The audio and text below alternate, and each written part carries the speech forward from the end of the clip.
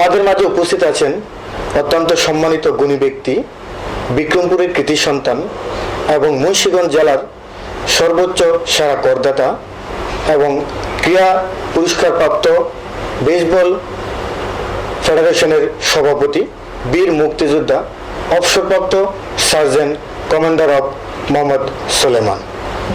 মুক্তিযোদ্ধার সময়ে বিভিন্ন বিষয় নিয়ে কথা বলবো, আশা করি আপনারা আমাদের সাথে থাকবেন। অ্যাকচুয়ালি আমি যখন হাই স্কুলে পড়ি, ক্লাস 9-এ, এটা বিক্রমপুরে একটা ভাগ্যকুল স্কুল আমাদের গ্রামের পাশেই। তো ওইটা 1953 কথা। তখন মেজর গনি সাহেব, হয়তো আপনারা নাম শুনেছেন, মেজর গনি সাহেব, জেনারেল ওসমানী সাহেব, এরা ইস্ট বেঙ্গল রেজিমেন্ট আর্মি ভর্তি করার জন্য তারা খুব তৎপর ছিলেন এবং একটা রেজিমেন্ট গঠন করার জন্য তারা চেষ্টা করতেছিলেন এবং তারা অনেক চেষ্টা করে। তখন নাজিমউদ্দিন ছিলেন ওদের গভর্নর। তো সে চাইতো না যে বেঙ্গলে যে বাঙালিরা যুদ্ধ করবে। তারা সে বলতো যে বাঙালি তো আরাম প্রিয় লোক, তারা তো যুদ্ধ করতে হবে না, রেজিমেন্টটা দরকার নেই। কিন্তু জেনারেল ওসমানী সাহেব আর মেজর গনি সাহেব তাদের প্রচেষ্টায় প্রথম ইস্ট বেঙ্গল রেজিমেন্ট 1958 সনে 1958-এ প্রথম গঠন হইল, ফার্স্ট ইস্ট বেঙ্গল রেজিমেন্ট। পরবর্তীতে তারা ওই চেষ্টা করলো যে কীভাবে আরেকটা রেজিমেন্ট করা যায় এবং তারা বাঙালিদের কীভাবে ভর্তি করে আবার বেশি বেশি সৈনিক বা বাঙালি সৈনিক বানানো যায়। এটা একটা বড় একটা অবদান ছিল তাদের। তো তারা একটা ইস্ট বেঙ্গল রেজিমেন্টের একটা সেন্টার ছিল কুর্মিটোলাতে, সেখানে একটা বয়েজ ক্যাডেট কোম্পানি ছিল। সেই ক্যাডেট কোম্পানিতে 15 থেকে 17 বছর 18 বছর পর্যন্ত ছেলেরা লেখাপড়া করতো, তারপরে কমিশনে চলে যেত। এইটা ইস্ট বেঙ্গল রেজিমেন্ট কুর্মিটোলাতে ছিল। তো 1953-তে মার্চ মাসে, আমি তখন ক্লাস 9-এ পড়ি, তখন ওই জেনারেল মেজর গনি সাহেব, তার সাথে আমার বন্ধুত্ব ছিল, আপনার নাম শুনছেন, ডাক্তার তোফায়েল আহমেদ, যে শিশু হসপিটাল প্রতিষ্ঠাতা, ওনার সাথে বন্ধুত্ব ছিল। তো আমাদের গ্রামেরই একটা ছেলে ছিল সেখানে ভর্তি। তো সে তার বাবার সাথে আমার সাথে যোগাযোগ হলো, সে আমাকে নিয়ে একদিন ক্যান্টনমেন্টে নিয়ে আসলো। আমি চুপে চাপে এইটা করলাম, মা বাবা কেউ জানতো না। স্কুল থেকে পড়ে এসে তার সাথে গিয়ে ওখানে ওই বয়েজ ক্যাডেট কোম্পানিতে ভর্তি হলাম। তো ভর্তি হওয়ার পরে আমার আমার যুদ্ধ করার খুব প্রবণতা ছিল, খুব ইচ্ছা শক্তি ছিল যে আমি প্লেন চালাবো, যুদ্ধ করবো, এই ধরনের একটা ছিল। কারণ ছিল একটাই যে 1948-49 আমরা সেকেন্ড গ্রেড ভালো হচ্ছিল, তখন আমরা দেখতেছিলাম যে যুদ্ধের বিভীষিকা, প্লেনগুলো আসতো নদী দিয়ে, আমাদের প্রধান যে পার দিয়ে বাড়ি, ওখান থেকে যেহেতু আমরা গণতাম 10টা 20টা 30টা প্লেনে যাইতো 1948-49-এ সেকেন্ড গ্রেড হলো আরে। তো তখন থেকে আমার একটা এই ছিল যে আমি আর্মিতে যাবো বা এয়ারফোর্সে যাবো, আমি যুদ্ধ করবো বা প্লেন চালাবো। তো আমি ওখানে বয়েজ ক্যাডেট ভর্তি হলাম। বয়েজ ক্যাডেট ভর্তি হওয়ার পরেই ট্রেনিং আমাদের শুরু হলো, লেখাপড়া শুরু হলো। তারপরে একদিন হঠাৎ আমি ওই 1953-তে ভর্তি হলাম এবং 53-তে আমি ওই বয়েজ ক্যাডেট কোম্পানির ক্যাপ্টেন নিযুক্ত হলাম। এবং ওই সময় 54-এ প্রেসিডেন্ট এরশাদ সাহেব, বর্তমান সাবেক প্রেসিডেন্ট এরশাদ সাহেব, উনি সেকেন্ড লেফটেন্যান্ট হয়ে আমাদের বয়েজ ক্যাডেট কোম্পানিতে যোগদান করলেন। তখন আমি বয়েজ ক্যাডেট কোম্পানির ক্যাপ্টেন ছিলাম। এবং একদিন ওখান দিয়ে একটা রাস্তা ছিল ওইখানে ক্যান্টনমেন্টে, ওই রাস্তা দিয়ে একটু সামনে গেলে একটা গল্ফ খেলার ছিল, মাঠ ছিল। সেখানে আইয়ুব খান, মুসা খান, তারপরে ঈসা খান, কয়েকজন জেনারেল ওইখান থেকে যায় ওখানে গল্ফ খেলতো। তো আমি বয়েজ কোম্পানির প্রায় 40 জন ছেলে ছিল, আমি তাদের অ্যাটেনশন করলাম। যখনই আইয়ুব খান আমাদের সামনে আসছে, অ্যাটেনশন করে তার সেলুট দিলাম এবং সে আমার সেলুট দিয়া, সে একটা ইন্টারেস্টিং খুবই, সে আসলো আমাদের সামনে এবং এসে সামনে আমি আসার মতো আমি তার সেলুট দিলাম এবং আমাকে বললো, তুমি কি পাঞ্জাবি? আমি বললাম, না স্যার, আমি তো ঢাকাইয়া। আমাকে পাঞ্জাবি হ্যাঁ? আমি বললে হাম ঢাকাইয়া হ্যাঁ। তো ওই খানটা জিজ্ঞেস করতেছিল, তো এরা কি ব্যাপার কি? তারপরে আর কিছু বললো না, ও চলে গেল। সেটা বলতে গেল বয়েজ ক্যাডেট কোম্পানি এখান থেকে ট্রেনিং প্রাপ্ত হয়ে তারা অফিসার পদে চলে যাবে, একটা হিংসামূলক মানে তাদের ভাব মনে হইল। তো এর পরবর্তীতে ওই সবই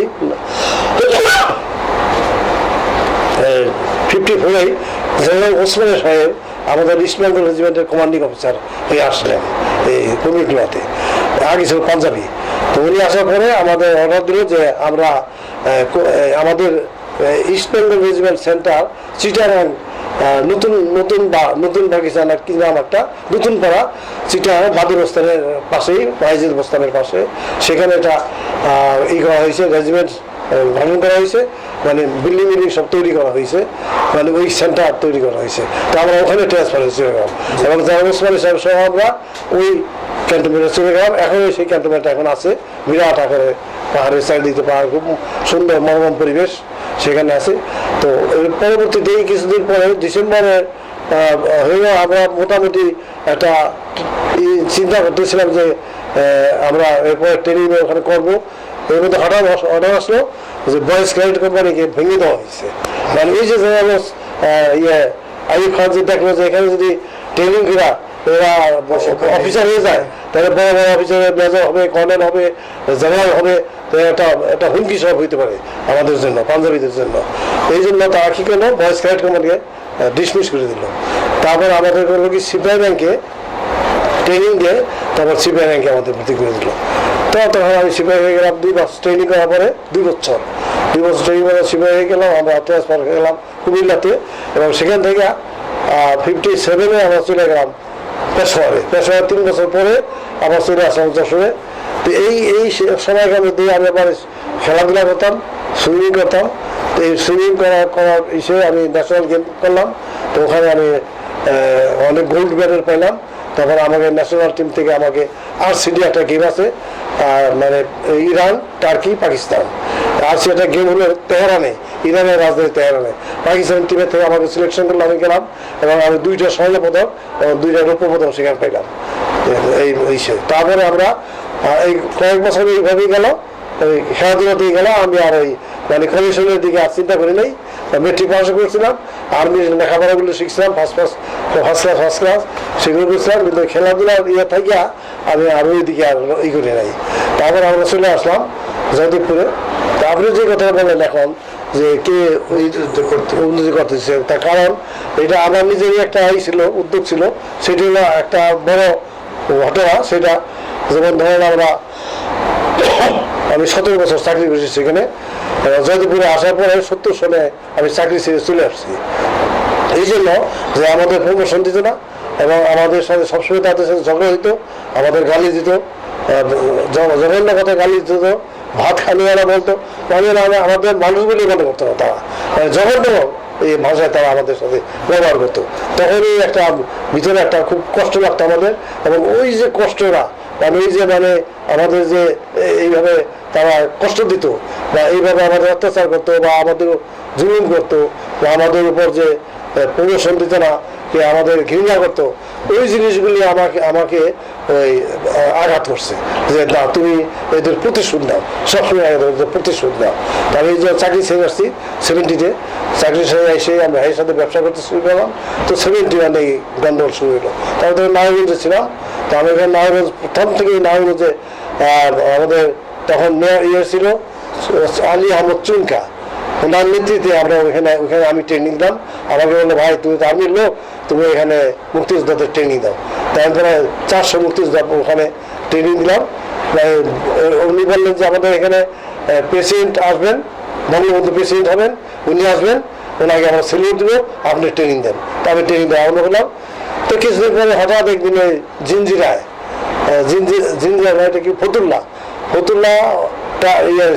টার্মিনালে যেখানে যে পেট্রোল থাকে সেখানে এসে আগুন লাগাই দিল এবং গোলাগুলি আরম্ভ করে দিল। তো আমরা ওখান থেকে চলে আসলাম। তো সবাই চলে গেলাম। এরপরে আমরা ট্রেনিং নিয়ে আসলো না। এরপরের দিন রাত্রেই আপনি যে ইউনিভার্সিটিতে বোম্বিং করলো, তারপরে আপনার রাজারবাগে বোম্বিং করলো, বিভিন্ন জায়গায় বিভিন্ন বিডিআই হামলা করলো। হামলা করার পরে তো মানুষ তো হতবাক হয়ে গেল, কি অবস্থা, আতঙ্ক। তো আমি অনেক চেষ্টা করলাম ঢাকায় যোগাযোগ করতে, রাত্রে যোগাযোগ করতে হলাম, সব লাইন কেটে দিয়েছিল। তারপরে সকালে শুনলাম যে এই ঘটনা ঢাকা হাজার হাজার লোককে মেরে ফেলছে এবং মানুষ পিঁপড়ার মতন চারিদিক থেকে গ্রামে চলে যাচ্ছে। তো আমার ভাই আমার ভাবি ছিল তারও গ্রামে গিয়ে চলে গেল, আমি ওখানে অবজার্ভ করতে থাকলাম। আমাকে বললো এখানে আমার ব্যবসা করি, অনেক মাল ঠাল আছে, কি আছে, তুমি থাকো, দেখো কি অবস্থা। তাই থাকলাম। তো থাকার পরে আমরা ওই আলী আহমদ সাহেবের নেতৃত্বে আমরা নারায়ণগঞ্জের দিকে একটা গোরস্থান আছে, জামতলা গোরস্থান না কি জানি নামটা ঠিক বলতে হবে। তো গোরস্থানের সামনে আমরা রাস্তা কেটে দিলাম, যাতে নারায়ণগঞ্জে আসা ওরা হামলা করতে না পারে। কিন্তু ওরা দুই দিন আমরা ওখানে আটকে রাখছিলাম। তারপরে নিচ দিয়ে রাস্তাগুলো ট্যাঙ্ক নিয়ে নারায়ণগঞ্জে ঢুকছে। নারায়ণগঞ্জে ঢোকার পরে তারপর থাকতে পারি নাই, আমি তখন দেশে চলে গেলাম। দেশে চলে গিয়েই আমি চিন্তা ভাবনা করলাম, অনেকের সাথে আমার ট্রাপ করলাম যে কী করা যায়। তো এখানে মিটিং হলো, এক শামসু গাজী হলো নাম আমাদের আওয়ামী লীগ করতে, ওনার বাড়িতে মিটিং হলো। তো বললো যে কীভাবে ইন্ডিয়াতে ছেলেদের পাঠানো যায় মুক্তিযুদ্ধের জন্য। তো আমি বললাম যে দেখেন, আমি তো আর্মির লোক, আমি তো ইন্ডিয়া যাবো না, আমি এখানে ট্রেনিং দিয়ে আমি একটা ইউনিট গঠন করবো। আমি তাই করলাম।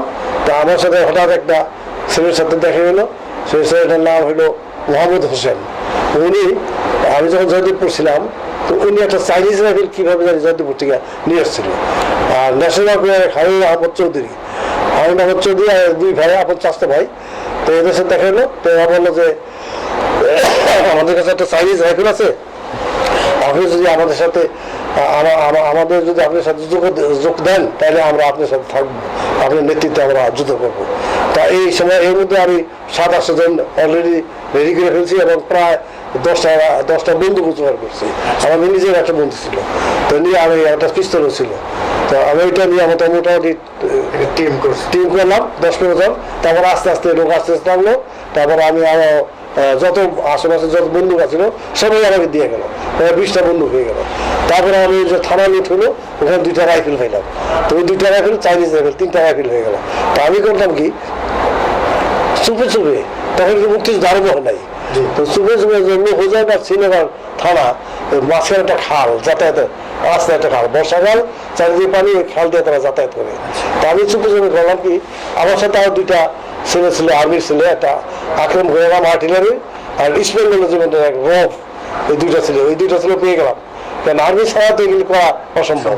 তো আমার মতো কি ওই নৌকা নিয়ে, একটা নৌকা কি 2টা নৌকা নিয়ে 3-4 জন ওই রাস্তা যাইতে হতো, মাঝখানে আসলে গোয়ালিবান্ধার কাছে আসলেই আমরা তারা একটা কথা এটা করে ওদের মাইয়া রাইফেল নিয়ে নিতাম। এইভাবে করতে করতে আমার বেশ অনেকগুলো রাইফেল হয়ে গেল, 20-25 রাইফেল হয়ে গেল। তো এই খবর ঢাকা চলে গেছে, টিকা খানের কাছে। টিকা খানের কাছে খবর দেওয়ার পরে টিকা খান বলছে ঠিক আছে, কাজ করো বিক্রমপুরে। এরা বুঝে গেছে যে বিক্রমপুরে বিরাট একটা মুক্তিযোদ্ধার দল আছে, তো কীভাবে বিক্রমপুরে ধ্বংস করো, কীভাবে বাবা ওয়ার্ডে হইল টিকা খান 2টা লঞ্চ, প্রায় 40 জন 80 জন 2টা লঞ্চ, 2 জন ক্যাপ্টেন দিয়ে পাঠাইলো। যে একটা লঞ্চ দিয়ে আপনার গৌরগঞ্জ খাল দিয়া কাঠপট্টি হয়ে গৌরগঞ্জ খাল দিয়ে একেবারে লোহজং গেল। কি করলো, ম্যাপ বানাইলো যে কিভাবে ধ্বংস করা যায়। আরেকটা লঞ্চ এদিকে সৈয়দপুর হয়ে শ্রীনগর গেছে, শ্রীনগর থেকে জানলা উঠে নৌকা ইসের মধ্যে জানলা উঠে রাস্তা দেখার জন্য সে গিয়া এই গালিমপুর গেছে। গালিমপুর গিয়া গালিমপুর নদী তো খালের মতন, তো চরে মিলে লঞ্চ আটকে গেছে। আটকে যাওয়ার পরে ওখানে এক ক্যাপ্টেন জাফর আলী নাম ছিল, সে 40 জন নিয়ে গেছিল। মানে তাদের 2 জন ছিল বিক্রমপুরের এই এলাকাটা ম্যাপ করে আনতে, তারপর তারা অ্যাটাক করবে, অ্যাটাক করে বিক্রমপুরের ধ্বংস করে দিবে। তো গেছে ওখানে, যা আটকে যাওয়ার পরে সে করছে কি, অনেক চেষ্টা হচ্ছে, লঞ্চ আর ছোট হয়, এর মধ্যে মুক্তিযোদ্ধাকে চারিদিকে অ্যাটাক করছে। অ্যাটাক করার পরে ওখানে অনেক মারামারি হইতেছে, খুব মানে ফায়ারিং হইতেছে, মরছে ওরা। আমাকে ওখানে মুন্সিগঞ্জের কমান্ডার ছিল ওমর আলী, ও সার্জেন্ট ছিল ওমর আলী, ওর সাথে আমাদের ভালো সম্পর্ক ছিল। যখন লাহোর ছিলাম তার সাথে পরিচিত ছিল। তখন উনি আমাকে একটা চিঠি দিয়ে পাঠাইছেন যে আপনি তাড়াতাড়ি আসেন, আমাদের এখানে যুদ্ধ আরম্ভ হয়ে গেছে। তো আমি একটা স্পিড বোর্ড নিয়ে, কেন ওখান থেকে আমাদের বাড়ি হলো 12 মাইল দূরত্বে, তো বাড়ির পাড়ি দিয়ে যেতে হয়। তো আমি 8-10 জন লোক নিয়ে, মুক্তিযোদ্ধা নিয়ে আমি আরিয়ার বিল পাড়ি দিয়ে একেবারে সন্ধ্যার সময় সেখানে গিয়ে পৌঁছলাম এবং গিয়া যুদ্ধের ইতিহাস শুনলাম। এবং ওখানে নাসির কমান্ডার ছিল, সে আমাকে বললো যে এই ঘটনা এই হয়েছে, এইভাবে আছে। একটা বাড়িতে 8 জন পলে আছে, লুকে আছে, ওখান থেকে মেশিনের মধ্যে গুলি করতেছে, আর লঞ্চের মধ্যে কিছু লোক আছে তাও গুলি করতেছে। তো এইভাবে করছে। আচ্ছা স্যার, আমরা মুক্তিযুদ্ধের বিস্তারিত ঘটনা আমরা পরে শুনবো। আমরা জানতে পারলাম আপনি কার অনুপ্রেরণায় মুক্তিযুদ্ধে অংশগ্রহণ করেছেন। আমরা জানতে চাই আপনার কাছে যে আপনি কত নম্বর সেক্টরে কাজ করেছেন এবং আপনার সাথে কে কে ছিল? আমি তো 2 নম্বর সেক্টরে কাজ করেছি। আর প্রেরণার কথা বললেন যে আমি যখন এগুলি করতেছিলাম, তারপর বঙ্গবন্ধু ভাষণ দিলেন, তাই তখন আরও একটু বেশি প্রেরণা হইল। বঙ্গবন্ধু ভাষণ শুনে আর আমরা একটু শক্ত হইলাম, মানে স্পিড আমাদের বেড়ে গেল। তারপরে আমরা মুক্তিযুদ্ধ আরম্ভ করলাম। তারপরে তো লোকজন ছেলেমেয়েরা ইন্ডিয়া চলে গেল, সেখান থেকে ট্রেনিং করে আসলো। তারপরে এইটাই তো তার প্রেরণা ছিল, আমাদের প্রেরণা ছিল। আর ওই আগের প্রেরণা তো আমি বললামই যে আমাদের একটা ছিল, জিত ছিল যে এতে শেষ করে দাও।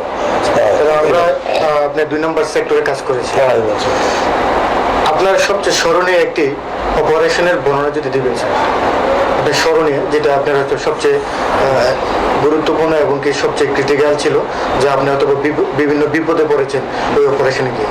আমি কয়েকটা অপারেশন করেছি বিক্রমপুরে, আর নবাবগঞ্জে করছি 2-3টা অপারেশন।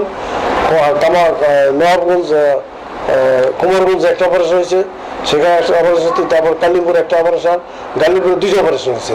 এবং দ্বিতীয় অপারেশন যে আমি করছি, আমাদের 8-10 জন লোক, প্রায় 400 পাকিস্তানি আসছিল। আমি তাদের প্রায় 80 জন পাকিস্তানি হত্যা করেছি। তো সবচেয়ে পরবর্তীতে আমার এলাকার মধ্যে যে কয়েকটা যুদ্ধ হয়েছে, 3-4টা। একটা হচ্ছে দক্ষিণ বাক্সা, একটা হয়েছে দক্ষিণ বাক্সার গ্রাম আর কি, দক্ষিণ বাক্সা শ্রীনগরের এর মধ্যেই, শ্রীনগর লজের মাঝামাঝি। আর এটা কামারখোলা গ্রামে। আর এটা হচ্ছে গোয়ালিবান্ধা হাটে, গোয়ালিবান্ধা একটা হাট। এটা খুব স্মরণীয় একটা ঘটনা, স্মরণীয় একটা যুদ্ধ হয়েছে, খুব রিস্কি এবং খুব সাংঘাতিক। মানে আমি যে 17 বছর যে চাকরি করছি আর্মিতে, 1965 সালে পাক ভারত যুদ্ধ করেছি। সে পাক ভারত যুদ্ধে কিন্তু আমার সেতারাই হর পাচ্ছে পাক ভারত যুদ্ধে। কিন্তু এত এই যুদ্ধটা এত রিস্কি ছিল আর এত ই ছিল, আমি বুঝতে পারি নাই যে আমি যেটা রিস্কি নিতে আছি, আমার মুক্তিযোদ্ধার সম্মান, আমি তো মরে বই, মুক্তিযোদ্ধা মারা যাবে। কিন্তু আমি এত সাহস নিয়ে, এত নেওয়া যে ওই যুদ্ধটা করছি, এটা কল্পনা বাইরে কেউ শুনলে মানুষ অবাক হয়ে যায়। তার কারণ ওই যুদ্ধের পরিপ্রেক্ষিতে বলছি, ওরা আমরা যখন কামারখোলা যুদ্ধ করতেছিলাম, তো তখন ওরা ওই 9টা গানবোট আমরা ডুবে দিয়েছিলাম। তখন শ্রীনগর থেকে লোহজনে ফোন করছে আর্মিরা যে আমাদের অ্যাটাক হয়েছে, তোমরা আমাদের হেল্প করো।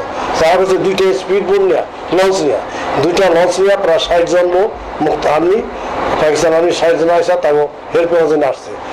ওই থানায় আসছে, সন্ধ্যার পরে সময় আসছে। তখন আমি চিন্তা করলাম, আমরা তখন অলরেডি 9টা গানবোট ডুবে দিছি। তখন আমি চিন্তা করলাম যে এরা তো আগামীকাল ওই লোহজন যাবে, কেন লোহজনের থেকে আসতে লোহজনই যাবে, কেন শ্রীনগর তো থাকার কথা না। তো আমি মনে করলাম যে এটা একটা কাজ করা যায়, আমি একটা অ্যাম্বুশ করা যায় গোয়ালিবান্ধা হাটে মাঝামাঝি, লোহজন শ্রীনগরের মাঝামাঝি গোয়ালিবান্ধা হাট, চারিদিকটা পানি, হাটের মধ্যে শুধু উঁচা জায়গা আছে বেঙ্গালের মতন। তো আমি চিন্তা করলাম যে এখানে যদি আমি অ্যাম্বুশ করি, তাহলে 2টা লঞ্চ আসলে আমি ধ্বংস করবো। তা আমি করলাম কি, বাসায় আইসা আমাদের ক্যাম্পে আইসা, তখন আমার কাছে 200 মুক্তিযোদ্ধা। আচ্ছা, তাদের বললাম তোমরা LMG স্ট্যান্ডার্ড সব পরিষ্কার টরিষ্কার সব রেডি করো। তো আমি তখন 4 জন নিলাম, কমান্ডার নিলাম, 4 জন কমান্ডার, 4 জন রেজিস্ট্যান্ট কমান্ডার। সেই কমান্ডার হারুন আহমদ চৌধুরী, মোয়াজ্জেম হোসেন, তারপরে ইস্ট বেঙ্গল রেজিমেন্টের আব্দুল রউফ, আর্টিলারি আকরাম হোসেন। এদের নিয়ে আমি বললাম কি 4টা গ্রুপ করে 20 জন করে 4টা 10 জন করে 4 জন 40 জন মুক্তিযোদ্ধা নিয়ে আমি একেবারে হাটের ওই কোনা থেকে ওই কোনা পর্যন্ত অ্যাম্বুশ করলাম, মধ্যিখানে আনিছিলাম। তো সবচেয়ে এখানে গুরুত্বপূর্ণ যা হলো কি, আমি তাদের আইনা ওখানে সব রেগি করে বললাম যে কেউ যায়, কেউ এদিক ওদিক যাবে না, যাবে কিন্তু এখান থেকে লড়ো না কেউ। আমি বললাম নৌকা দিয়ে ওখানে গিয়ে নৌকাগুলি আমি সরাই দিছি, নৌকাগুলি সরাই দিছি। আমি বলছি দেখো নৌকাগুলি চলে গেছে, তোমরা চারদিকে পানি, হয় মরবা না যুদ্ধ জয় হবা, কিন্তু নৌকা দিয়ে যাইতে পারবো না, নৌকা সব চলে গেছে। কাজেই তোমরা, আমি যতক্ষণ আছি আমাদের ছেলে তোমার যাইবে না, এবং যুদ্ধ করবো, আমরা জয়ী হবো আর নাইরা মরবো, এখানে তোমরা কোনো অবস্থায় যাবে না। তারা ঠিকই এইভাবে তারা আমার 2 পাশে 2টা সেকশন ছিল, 20 জন, আর ডান পাশে 20 জন। আর একটা সুযোগ ছিল ওখানে যে খালটা আপনার উত্তর দিকে আর দক্ষিণ দিকে গেছে, এবং তারপরে একটা মোড় দিছে একেবারে পূব দিকে, একেবারে পূব দিকে একটা মোড় দিছে, পূব দিকে চলে গেছে। তো আমি তো বলেছি, ভালোভাবে বুঝিয়ে দিছি যে প্রথম লঞ্চটা যখন আসবে ওই লঞ্চটাকে তোমাকে আঘাত করবে না, আর দ্বিতীয় লঞ্চটা যখন আসবে আমি যখন গুলি করবো তখন তোমার সবাই আঘাত করবো। তো আমি ঠিক বলেছি যে প্রথম লঞ্চটা এসে যখন মোড় দেবে এবং দ্বিতীয় লঞ্চটার সাথে কোনো যোগাযোগ থাকবে না, এইটার একটা টেকনিক, মানে মুক্তিযুদ্ধের একটা টেকনিক, মানে যুদ্ধের একটা টেকনিক। তো যখন থাকবে না তাদের কমিউনিকেশন ভেঙে গেলে তা এমনি তা ভয় পাবে। তো ঠিক ওইভাবে কেউ আর ডরে বা এমনিও কেউ ফায়ার করে নাই। তো আমি ঠিক যখন দ্বিতীয় লঞ্চটা আসছে আমি তখন ফায়ার আর্ম করছি, প্রথম লঞ্চটা মুখ দেওয়া বাম দিকে চলে গেছে, এটার সাথে কমিউনিকেশন গেছে। আর আমি জানি একটা থেকে একটা 100-150 লঞ্চ পিছিয়ে থাকবেই, নিয়ম এটা। প্রথমত আক্রান্ত হয়ে গেলে পরে ওইটা গেমে অ্যাটাক করে। তো এইভাবে হয়েছে যে মোড়ে চলে গেছে, ওদের সাথে যোগাযোগ নাই, ওরা ডরে গেছে, আমরা ফায়ার আরম্ভ করছি। আমি যখন করছি ফায়ার, সবাই আসছে, সবাই ফায়ার করছে। এটা এখানে উপরে ছিল এলএমজি নিয়ে সবাই পানিতে বেড়ে গেছে, আর ভিতরে আসছে তার লঞ্চ একটা আমাদের সামনে কিনারে ভিড়ছে মাত্র 25 গজ দূরত্বে, আর একটা লঞ্চের ওই পারে চলে গেছে সেটা প্রায় 60-70 গজ দূরে। যুদ্ধ চলতেছে।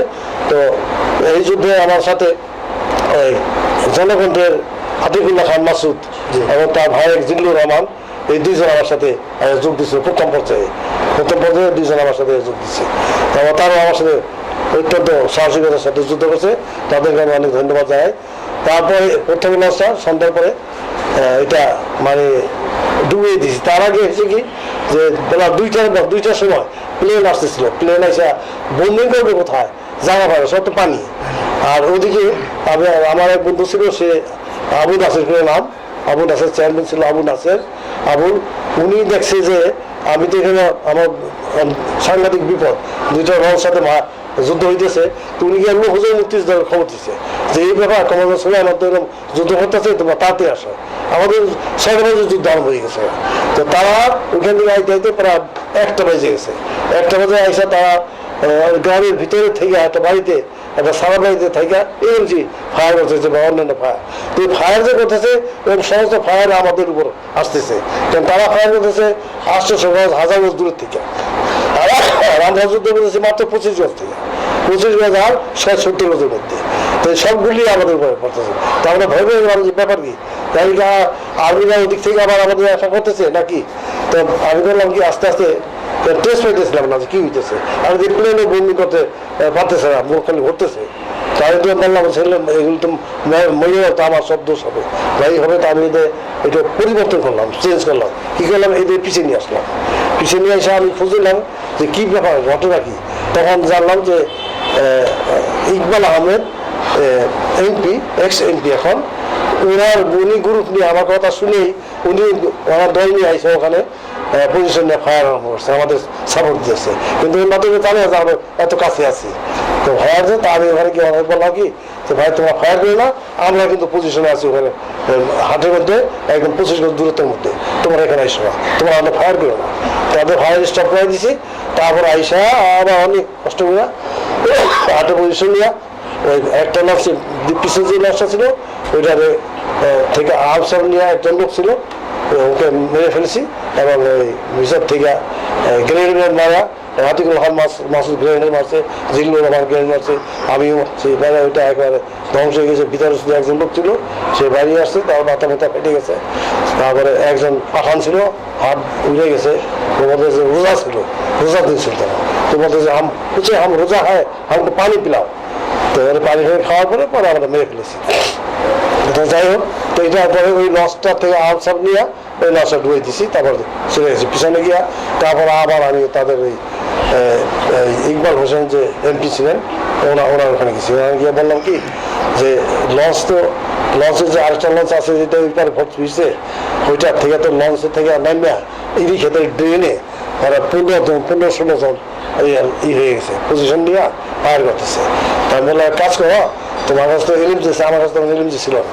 আমি বললাম কাজ করো, তোমার এলিম দিতে আমাকে দাও, আমি এলিম নিয়ে দেখি কিছু কথা। তো বললো যে ভাই আমিও যাবো আপনার সাথে। আমি চলো। তা আমি ওকে নিয়ে ইকবাল আমার সাথে আসলো, ইকবাল নিয়ে আমি নিয়ে আসলাম। আইসা ওই হাটে উইসা ওই একটা ব্যাংকারের মতো ছিল, সিমেন্ট করা একটা ঘর, একটা তেলের ঘর ছিল। তো ওখানে মেশিন লাগানো ছিল, তো ওখানে আমরা পয়সা আমি ফায়ার করলাম, ও ফায়ার করতেছিল, আমার পুরো দল আছে ওখানে, প্রায় 15-20 জন ওখানে পজিশনে আছে। তো কোনো অবস্থাতেই ওদের আর খবর করে দিয়েছিল, কিন্তু কারণ ওরা তো ড্রেনের মধ্যে ছিল, কাজে ওদের রাত্র হয়ে গেছে, সারা রাত 8টা 10টা 12টা পর্যন্ত ফায়ার টায়ার করা হইলো। কী করলাম, তারপর এই যে কোনো অবস্থায় টর্চ লাইট দিয়ে দেখলাম লঞ্চের মধ্যে লোক নাই, কিন্তু ওরা ওই বাড়া গিয়ে আসছে। তখন আমি ওইকে বললাম কি, ওই ইকবাল এমপি ইকবালকে বললাম যে ভাই এক কাজ করো, তুমি তোমার ক্যাম্পে চলে যাও, এলিয়েন যেটা আমার কাছে থাক, আমি অন্য একটা প্ল্যান করতে পারি না, আমি অন্য একটা প্ল্যান করে মানে তাদের পিছনে গিয়ে ফায়ার করতে পারি কিনা। দেখা বললাম তুমি চলে যাও তো ক্যাম্পে, আমি এলিয়েন যে নিয়ে আসলাম, ওকে ক্যাম্পে পাঠিয়ে দিলাম। তারপর আমি গিয়ে ওখানে ঋষি বাড়ি, শীতের দিন, রোজার শীতের দিন, একটা বাড়ি থেকে আরেকটা বাড়ি যাইতে হলে সাথে যাইতে হয়। তো সাথে যাইতে যাইতে যাইতে যাইতে এলিম যে আমার কান্দে, আমার পিছনে 2 জন ছেলে ছিল, ওই আর্টিলারির এই আকরাম ছিল, আরেকটা ছেলে ছিল, এই 2 জন নিয়ে আমি গিয়া, যেমন ধরেন একেবারে ওরা, ওদের মুখ ছিল উত্তর দিক থেকে দক্ষিণ দিকে পজিশন ছিল, উত্তর দিকে দক্ষিণ থেকে দক্ষিণ থেকে উত্তর দিকে ওদের পজিশন ছিল। আমি চলে আসলাম ওদের পূব দিকে, আমি পূব দিকে বই ঋষিবাড়ি একটা পর একটা বাড়িতে আসে পূব দিকে, একেবারে খালের পায়ে কলা গাছ ছিল, কলা গাছের উপরে আমি এলএমজি ফিট করে বসে নিলাম। তখন রাজবাড়ির 4টা, তো বসে নিলাম, বসে তো কাঁপতেছি, শীতে কাঁপতেছি। তো ওরা তো টের পায় না, একটু টের পায় নাই যে আমি যে ওদের পিছনে এসে পড়ছি। ওরা আবার আমার সামনে, ওদের সামনে থেকে আমার ছেলেরা গুলি করতেছে, তো ওরা বুঝতে পারে নাই। তো যখন ভোর হয়েছে, এবার আলো দেখা যায়, সূর্যের আলো, আর ওর দেখা যায় সব শুয়ে দিচ্ছে, একদম শুয়ে আছে। তা আমি তখনই এলএনজির একটা ব্রাশ মারছি, 28 রাউন্ডের একটা ব্রাশ মারছি, পুরো এই গ্রাম গাইকে উঠছে, আর প্রায় 12-13 জন মারা গেছে তখনই আমার ওই মারা গেছে। তারপর রয়েছে 5 জন, 5 জন আর ই করতে পারি নাই। তারপরে ওইখান থেকে চলে আসলাম, টের পেয়ে গেল এখান থেকে আইসা বইরা, তারপর আবার ইকবালের কাছে আসলাম, তার ক্যাম্পে আসলাম। আমি কোথায় কাজ করো, আমি তো লোক পাঠাইছিলাম, 4 লোক পাঠাইছিলাম, তো ওরা দেখো কী করে, ওর কাছে গিয়া জাল বাইয়া বুঝাইছে, চুপচাপ মাটি মুটি মাইখা, রাইফেল টাইফেল কেদা কুদা ঢুকিয়া একেবারে অকেজ হয়ে গেছে, 4-5 জন আছে। এই খবর নিয়ে এসে আমি বললাম দেখ কাজ করো, ইকবালে বললাম দেখ কাজ করো, তুমি কয়েকজন লোক নিয়ে এই যাও, এই খালের পার দিয়া অ্যাডভান্স করো। আর ওইখানে তখন ওইখানে যে ছিল আর একজন ধাড়ি বজ্র করে একটা লোক ছিল, মুক্তিযোদ্ধা ছিল, ও কমান্ডার হয়ে আসছে, রাজনীতিও করে কমান্ডার ছিল। তো সে তারে পেলাম তুমি এক কাজ করো, তুমি খালের ওই পার দিয়া পূব দিক থেকে পশ্চিম দিকে আসো খালের পার দিয়া। আর ইকবালকে বললাম তুমি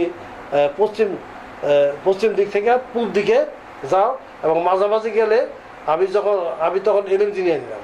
এলএমজি ওরা ফায়ার করতে পারে না মোটামুটি রেঞ্জে, তো আমি জানি যে কেমন ফায়ার করতে হয়, শর্ট ফায়ার, টাক টাক টাক টাক করা। তো এখানে ওদের যেখানে পজিশন ওখানে মারা কাদা উপর উঠে যেতে পারে, ডরে আর মাথা খারাপ হয়ে যায়।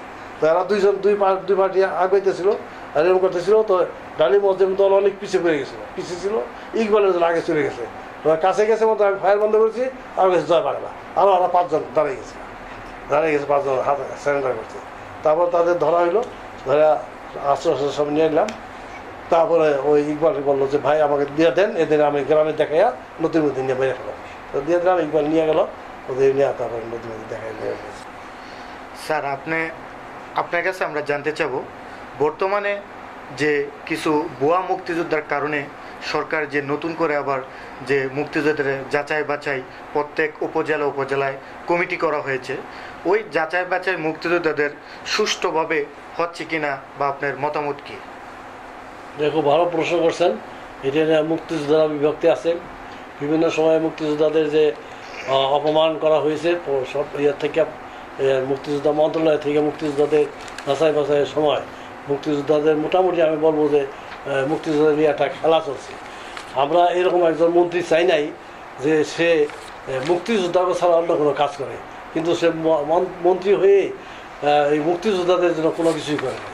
যা করছে আমাদের মাননীয় প্রধানমন্ত্রী করছে, উনি 10,000 টাকা ভাতা দিতেছেন, তারপরে আরও সাহায্য দিতেছেন, কিন্তু ওনার তো কোনো কাজকর্ম নাই। তার কারণ হলো আমাদের বঙ্গবন্ধু যে অনেকগুলি দিয়ে গেছিলেন সম্পত্তি, ওরা 30-35টা সম্পত্তি দিয়ে গেছিলেন, সেগুলি উনি কোনো উদ্ধার করতে পারে নাই এবং কোনো চেষ্টাও করে নাই।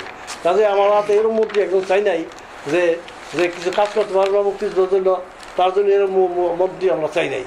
কাজে মুক্তিযোদ্ধার কোনো অবদানই নাই। সে আমাদের যদি সমস্ত সম্পত্তিগুলি আমাদের মুক্তিযোদ্ধাদেরকে দিয়ে দিত, তাহলে তো আমাদের প্রধানমন্ত্রী যে টাকাগুলি দিয়েছে এই টাকাটা আমাদের প্রয়োজন ছিল না। আমাদের সম্পত্তি থেকেই আমরা টাকা অনেক টাকা পাইতাম, সেখানে লাভ হইতো, লাভের টাকা আমরা পুরা বাংলাদেশের মুক্তিযোদ্ধাদের নিয়ে তাও কম হইতো না, মানে শর্ট পড়তো না। কিন্তু সেই সম্পত্তিগুলি তারা কীভাবে যখন যেই সরকার আসছে লুটপাট করে খাইতেছে, সবাই তো বিচার হইতেছে, রাজাকারদের বিচার হইতেছে। কিন্তু এই যে সম্পত্তিগুলি খেয়ে ফেললো বঙ্গবন্ধু আমাদের দিচ্ছেন, এদের কেন বিচার হয় না? মন্ত্রী এই ব্যাপারে কোনো অ্যাকশন নিতে চায়। আর এই যাচাই বাছাই কথা বললেন, এই যাচাই বাছাই এমন একটা ব্যবসা আরম্ভ হয়ে গেছে এখন। ওই যেমন আমাদের মাননীয় মন্ত্রী ওবায়দুল কাদের সাহেব বলছেন যে আওয়ামী লীগে এখন শুধু নেতাকর্মীর কারখানা, নেতা বানানোর কারখানা। ওই মুক্তিযোদ্ধাও মন্ত্রণালয় এখন শুধু হয়েছে মানে নকল মুক্তিযোদ্ধা বানানোর কারখানা। আর আরেকটা কথা উনি বলছেন মাননীয় মন্ত্রী যে অনেক আওয়ামী লীগের ভিতরে অনেক কাউয়া ঢুকছে, কাউয়া। তো আমাদেরও এই একই অবস্থা যে এই মুক্তিযোদ্ধা মন্ত্রণালয়ে অনেক কাউয়া ঢুকছে। এই কাউয়ারা কী করে টাকা পয়সা খাইয়া নকল মুক্তিযোদ্ধাদের মুক্তিযোদ্ধা বানায়, এই একটা ব্যবসা চলছে আর কি। তো আমি ওই মাননীয় মন্ত্রী মুক্তিযোদ্ধার মন্ত্রী সে মন্ত্রণালয়ের মন্ত্রীকে বলবো যে আপনি একটা শক্তভাবে একটা স্টেপ নেন। কেন একটা কমিটি করে অন্যায়ভাবে কীভাবে যে কোনো মুক্তিযুদ্ধই না, মানে মুক্তিযুদ্ধ করে নাই, স্বাধীনের একদিন আগে 2 দিন আগে সে বাংলাদেশে আসছে, সে মুক্তিযোদ্ধার সভাপতি হয়ে যায়, থানা সভাপতি তারা বানায়। এটা কত লজ্জার ব্যাপার। যারা যুদ্ধ করছে তাদের কোনো খবর নাই, আর ওখানে গিয়ে নাম লেখে আছে 2 দিন আগে, স্বাধীনের আগে আইছে, তারাই সভাপতি করে দেয়। এটা কত লজ্জার ব্যাপার, লজ্জার ব্যাপার। এটা মন্ত্রীরও লজ্জা হওয়া উচিত যে এই ধরনের লোক কীভাবে সেখানে সভাপতি হয়, আর এই লোক কীভাবে যাচাই বাছাই করবে, সে তো কেউ চিনে না। যারা যুদ্ধ করছে ওখানে, যারা যুদ্ধ করছে তাদের সভাপতি করে তাদের যাচাই বাছাই কমিটিতে আনতে হবে, তাহলে আসল মুক্তিযোদ্ধা পাবে। আপনার বিক্রমপুরে এই মুক্তিযোদ্ধাদের যাচাই বাছাই বা আপনার চোখে দেখা এরকম মুক্তিযোদ্ধা করে নেই, তারা মুক্তিযোদ্ধা সনদ পাইছে বা মুক্তিযোদ্ধা সার্টিফিকেট পাইছে, বা যারা আসল মুক্তিযোদ্ধা তারা হয়তো বা মুক্তিযোদ্ধার আওতায় আসে নাই, এমন কি আপনার চোখে পড়ছে? অনেক আছে, অনেক। আপনি দেখেন এই যে 2-3 বার মুক্তিযোদ্ধা যাচাই বাছাই হয়েছে। আমি এই যে মুক্তিপুরের সবগুলি যুদ্ধ আমি করছি, কিন্তু আমাকে কোনোদিন ডাকে নাই। যখন যেই দল আসছে, আপনার জাতীয় পার্টি আসছে, বিএনপি আসছে, আবার আওয়ামী লীগ আসছে, তারা মন মতো মুক্তিযোদ্ধা বাড়াইতেছে।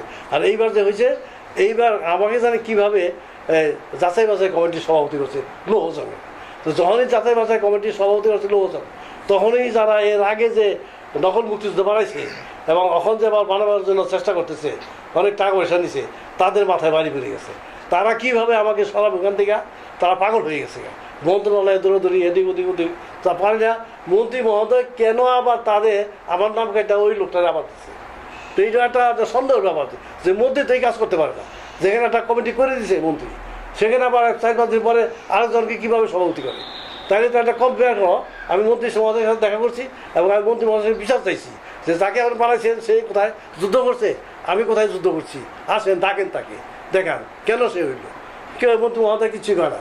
এটাকে আশ্চর্য ব্যাপার। আমি প্রধানমন্ত্রীকে অনুরোধ করবো যে প্রকৃত মুক্তিযুদ্ধ যাচাই বাছাই যদি করতে হয় বা বানাইতে হয়, তাহলে আপনি এই মুক্তিযোদ্ধা মন্ত্রণালয়ের দায়িত্বে আপনি থাকেন। মুক্তিযোদ্ধা মন্ত্রণালয় ডিসমিস করে দেন, বাতিল করে দেন। মুক্তিযোদ্ধা সংসদ বাতিল করেন। হ্যাঁ, মুক্তিযোদ্ধা সংসদ জামুকা এর কোনো প্রয়োজন নাই। এখানে সবই কাউয়া বসে দিচ্ছে, কাজে এখানে কোনো দরকার নাই। আপনার যেমন ডিফেন্স আপনার আন্ডারে আছে, মুক্তিযুদ্ধ আপনার আন্ডারে থাকবে। কারণ মুক্তিযুদ্ধ বঙ্গবন্ধু, একটা মুক্তিযুদ্ধের অপমান হইলে বঙ্গবন্ধুর অপমান হবে। কারণ বঙ্গবন্ধু আর মুক্তিযুদ্ধের মধ্যে কোনো ডিফারেন্স নাই। আপনি বঙ্গবন্ধু মরে না, জীবিত আছে। একটা মুক্তিযুদ্ধ মুখের দিকে, চেহারার দিকে চাইলে আপনি বুঝবেন যে বঙ্গবন্ধুর আত্মা এখানে আছে, ওর মধ্যে আছে। কাজে আপনি চেষ্টা করেন যে মুক্তিযোদ্ধা যারা, তাদের সম্মান পয়সা থাকতে পারে, মুক্তিযোদ্ধা সম্মানিত হতে পারে, মৃত্যুর আগ পর্যন্ত তাদের আপনি সম্মান করেন।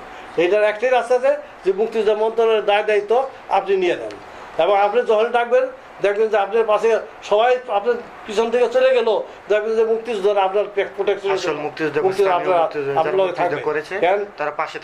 তা আপনি পাশে থাকবে। এই জিনিসটা আপনি চিন্তা করবেন, এবং এই চিন্তা করেই মুক্তিযোদ্ধারা আপনি অবদান, মুক্তিযোদ্ধার জন্য আপনি যথেষ্ট যাতে সম্মান পায় এবং মুক্তিযোদ্ধা যাতে মান সম্মান ইজ্জত দিয়ে ব্যস্ত থাকতে পারে সেই চেষ্টা ভালো এবং এটা আপনার কাছে আমি অনুরোধ প্রধানমন্ত্রী মাননীয় প্রধানমন্ত্রীর কাছে আমি অনুরোধ জানাইতেছি। এই সরকার আমলে আপনারা মুক্তিযোদ্ধারা কেমন আছেন? এই সরকারের আমাদের মুক্তিযোদ্ধার আল্লাহর মতো অনেকটা ভালোই আছি আমরা। যেমন এর আগে আমরা কোনো কিছুই পাইতাম না, 500 টাকা দিত, 500 টাকা 1000 টাকা দিত। তো এবার তো প্রধানমন্ত্রী অত্যন্ত 2000 টাকা করে 10,000 টাকা 10,000 টাকা করছে। তারপরে তারপরে আবার অনেক সুযোগ সুবিধা দিচ্ছে, বিভিন্ন উপজেলায় কমপ্লেক্স করেছে, এগুলি লাগে না। তারপরে চিকিৎসা আছে না, তারপরে এমনি অনেক টাকা পয়সা আছে, মুক্তিযোদ্ধা আছে। এটা তবে এটা মুক্তিযোদ্ধা, প্রকৃত মুক্তিযোদ্ধা যে আছে তারা কিন্তু এগুলি চায় না, তারা কিন্তু এটা চায় না, তারা চায় সম্মান। জি, তারা বেঁচে থাকতে তার জন্য সম্মান চায়। শুধু এটা দিলেই যে সব মুক্তিযোদ্ধা একে খুশি হয়ে যাবো তা না। এবং কিছু মুক্তিযোদ্ধা আছে যারা নিজের রক্ত দিয়ে দেশ স্বাধীন করছে, তারা কিন্তু সম্মান চায়, তারা এগুলি চায় না। এই জন্য প্রধানমন্ত্রীর কাছে আমি অনুরোধ রইল যে আপনি এই মহিলা যখন ইলেকশন হয়, মহিলাদের 30টা সিট আপনি স্পেশাল রাখেন, হ্যাঁ, মহিলাদের জন্য। তো কেন মুক্তিযোদ্ধাদের জন্য 30টা সিট আপনি রাখেন না? আপনি মুক্তিযোদ্ধাদের জন্য 30টা সিট রাখেন, তারা সংসদে গিয়া দুনিয়ার কথা বলবে, দেশের কথা বলবে, জনগণের কথা বলবে। কোন মন্ত্রী কোনো আকাম করলে, তা এমপি আকাম করলে তাদের কথা বলবে, আপনি সেগুলি বিচার করবেন। মুক্তিযোদ্ধা আপনার পাশে আছে, আপনার পাশে রাখার চেষ্টা করেন, তাইলে তো মুক্তিযোদ্ধারা আপনার উপর নির্ভর করে, মুক্তিযোদ্ধারা আপনার মানি করবে। তা না করলে এই মুক্তিযোদ্ধা যাচাই বাছাই ওই ছেড়ে দিলে কোনো কাজ হবে না। মুক্তিযোদ্ধা দ্বিধাবোধ করত। আপনি স্বাধীন বাংলাদেশের একজন মুক্তিযুদ্ধ হয়ে কি গর্ববোধ করেন না? অবশ্যই গর্ববোধ করি, গর্ববোধ করবো না, অবশ্যই আমি গর্ববোধ করি। আর একটা কথা আপনি বলি যে সেটা হলো যে বঙ্গবন্ধু কিন্তু যখন ভাষণ দিয়েছিলেন তখন কিন্তু বলছিলেন যে তোমাদের যা কিছু আছে তাই নিয়ে শত্রুর মোকাবেলা করো এবং এই দেশকে স্বাধীন করে ছাড়বে না। তিনি কিন্তু বলে নাই যে তোরা পরে ইন্ডিয়া গিয়ে ট্রেনিং লো, এই কথা কিন্তু বলে নাই। যারা গেছে যারা ভয় পাইছে বা ট্রেনিং নেয় তারা গেছে ভালো কথা, কিন্তু যারা সাহসী আসলো তারা কিন্তু জানাই তারা এখান থেকে যুদ্ধ করছে। বাংলাদেশের ব্যবস্থা বঙ্গবন্ধুর আদেশ নির্দেশ তারাই মান্য করছে, যারা এখান থেকে ট্রেনিং নেওয়া যুদ্ধ করছে। আমার কাছে যত আর্ম ছিল সব পাকিস্তানি আর্ম, তাদের মাইরা তাদের থেকে আর্ম দিয়ে যুদ্ধ করছি। আমি ইন্ডিয়া যাই নাই, ইন্ডিয়া থেকে তার কাছে হাত পাতি নাই যে আমাকে ভিক্ষা দাও, একটা রাইফেল দাও। হ্যাঁ, আমার শক্তি আছে, আমার সাহস আছে, আমি ওদের বাইরে নিচ্ছি। তো কাজেই বঙ্গবন্ধুর কথাটা, তার নির্দেশটা শুধু আমরা মানছি, অন্য সঠিকভাবে পালন করেছি। স্যার, আপনার কাছে আমি জানতে চাই, বর্তমানে অনেক মুক্তিযোদ্ধা রিক্সা চালাচ্ছে, ভ্যান চালাচ্ছে বা পঙ্গুত্ব বরণ করে তার বাসস্থানে ঘর হারায়ও রাস্তাঘাটে ঘুমাচ্ছে। তার তুলনায় আপনার অবস্থান এবং আপনার পারিবারিক অবস্থান কেমন? না, সেটা তো ধরেন যার যেই কাজ তা তো সেটা করতেই হবে। সবাই সংগ্রাম করছে, আগে যুদ্ধ করছে, এখন নিজে বেঁচে থাকার জন্য সংগ্রাম করে, কেউ ব্যবসা বাণিজ্য করে, যার সুযোগ সুবিধা আছে সে ভালো করছে, যার সুযোগ সুবিধা নাই সে ওইভাবে অর্থহীন অবস্থায় আছে। এই জন্য অনেকেই হয়তো সুযোগ পায় নাই বা সৎ লোক ছিল, তারা কোনো অন্যায় কাজ করে নাই, তাদের এখন বাধ্য হইয়া রিক্সা চালাইতে হইতেছে বা অন্য কিছু, বা ছেলেপেলে লেখাপড়া শিখাইতে পারে নাই, ছেলেপেলে নাই। এটা দুঃখজনক ব্যাপার, ঘটনা আর কি। তাদেরকে কি ব্যবস্থা করা যায় বা কি হলে তারা এই মুক্তিযুদ্ধের একটি সঠিক সম্মান পাইব? আমি তো সরকারের কাছে এটা অনুরোধ করবো যে প্রথমেই এই সমস্ত দুস্থ লোকদের ভাতা দেওয়ার জন্য ব্যবস্থা করা উচিত। তার পরবর্তীতে যারা ভালো আছে তাদের দেওয়া উচিত। তাদের কেউ যেন রিক্সা না চালায়, কেউ যেন তরি তরকারি না বসে, কেউ যেন মাছ না ধরে, মানে এমন নিকৃষ্ট কাজ, মানে ছোটো কাজ যেটা একটু অপমানজনক কাজ, এটা যেন মুক্তিযোদ্ধারা না করে। এই জন্য সরকারের পদক্ষেপ নেওয়া উচিত এবং আমি মনে করি তাদেরই আগে সেটেল করা উচিত। তার পরবর্তীতে যে সমস্ত মুক্তিযোদ্ধারা ভালো আছে তাদের দেওয়া উচিত।